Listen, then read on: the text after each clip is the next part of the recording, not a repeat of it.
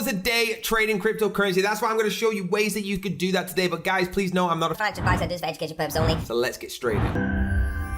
There are numerous ways to locate support and resistance levels on the chart, all right? We will cover them in this article and also examine the characteristics of these levels and what it means if the price moves beyond a support and resistance level. They get broken. So support and resistance, essentials, okay? Support levels are price zones with many buy orders, while resistance levels have many sell orders. A support level predicts a level below which the price will not fall. A support level predicts a level below which the price will not fall. A resistance level anticipates a barrier above which the price will not break. And an SR flip, support resistance flip, happens when a support level is broken and becomes a resistance level or vice versa. Okay, support and resistance levels can actually be identified by horizontal lines, trend lines, moving average, Fibonacci tools, Moku cloud, among others. Now, how are double bottom patterns structured? So the double bottom occurs at the end of a downtrend. As the price action moves lower, printing the lower highs and lower lows, the price actually rebounds higher before returning lower again to reset the previous lows.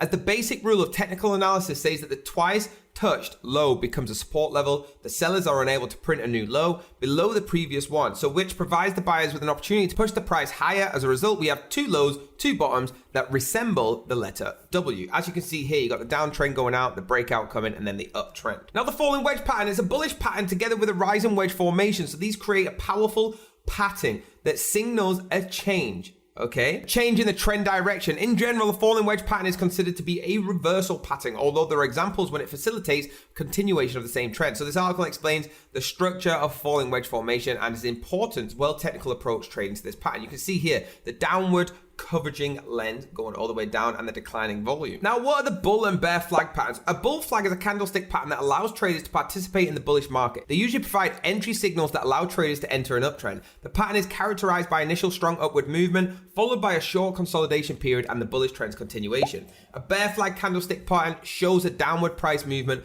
followed by a short period of price consolidation and then continuation of the bearish move. Guys, the main difference between the bull and the flag patterns is the direction of trend. The bullish flag pattern occurs in an uptrend while the bearish flag pattern appears in a downtrend. So these patterns are actually helpful for traders who wish to take advantage of short-term and long-term market trends. The trending patterns work in all financial markets, not just the crypto market. That's it from me, guys. Thank you so much for paying attention, staying to the end of the video. Hit that like button, hit the subscribe button, hit the bell if you want to be notified, and I'll see you next time.